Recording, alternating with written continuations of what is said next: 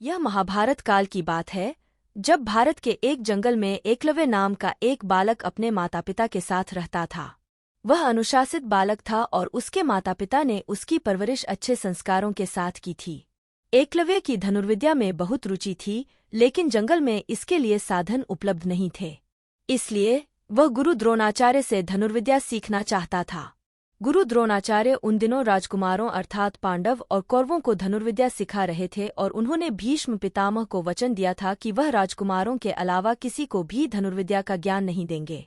जब एकलव्य अपना निवेदन लेकर गुरु द्रोणाचार्य के पास आया तो उन्होंने उसे अपनी विवशता बताकर वापस भेज दिया। इस पर एकलव्य बहुत दुखी हुआ, लेकिन उसने यह प्रण लिया कि वह द्रोणाचार्य को ही अपना गुरु बनाएगा। शारीरिक रूप से गुरु की अनुपस्थिति के चलते उसने उनकी मिट्टी की मूर्ति बनाई और उसके सामने तीर कमान चलाने का अभ्यास करने लगा। देखते ही देखते वह एक उम्दा धनुर्धारी बन गया। एक दिन की बात है, जब गुरु द्रोणाचार्य अपने शिष्यों के साथ धनुर्विद्या का अभ्यास करने जंगल की ओर आए। उनके साथ एक कुत्ता भी था। उस समय एकलव्य भी जंगल में धनुर्विद्या का अभ्यास कर रहा था। ऐसे में जब कुत्ते को जंगल के एक ओर से आवाज आई तो वह उस ओर जाकर भौंकने लगा, जिससे एकलव्य की एकाग्रता भंग होने लगी। इस वजह से कुत्ते को चुप करवाने के लिए एकलव्य ने उसके मुंह में कुछ इस प्रकार बाण चलाए कि उसका भौंकना भी बंद हो गया और उसे कोई चोट भी आई। कुत्ता वापस द्रोणाचार्य के पास भाग गया। जब उन्होंने कुत्ते को देखा को उन्हें अपनी आंखों पर विश्वास नहीं हुआ और उन्होंने सोचा कि इतना अच्छा धनुर्धारी कौन है जिसे धनुष बाण की ऐसी विद्या आती है। जब उन्होंने जाकर देखा तो उनके सामने हाथ में धनुष लिए एकलव्य खड़ा था।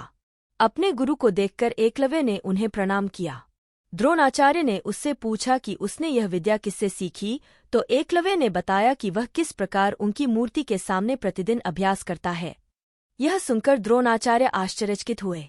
दरअसल गुरु द्रोणाचार्य ने अर्जुन को वचन दिया था कि उससे बेहतर धनुर्धारी कोई नहीं होगा, लेकिन एकलव्य की विद्या उनके इस वचन में बाधा बन रही थी। ऐसे में उन्हें एक युक्ति सूझी। उन्होंने एकलव्य से कहा, वत्स, तुमने मुझसे शिक्षा तो ले ली, लेकिन मुझे गुरु दक्षिणा तो अभी तक नहीं दी है। आदेश करें गुरुवर, आपको दक्षिणा में क्या चाहिए? एकलव्य ने कहा।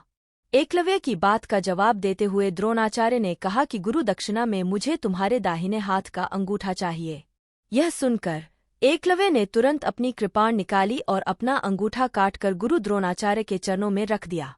इस घटना की वजह से एकलव्य का नाम एक आदर्श शिष्य के रूप में आज भी याद किया जाता है। कहानी से सीख। बच्चों, वीर एकलव्य की कहानी से हमें यह शिक्षा मिलती है कि अगर हम अपने लक्ष्य के प्रति पूरी तरह समर्पित हैं, तो उसे हासिल करने के बीच में आने वाली कोई भी बाधा अहमियत नहीं रखती।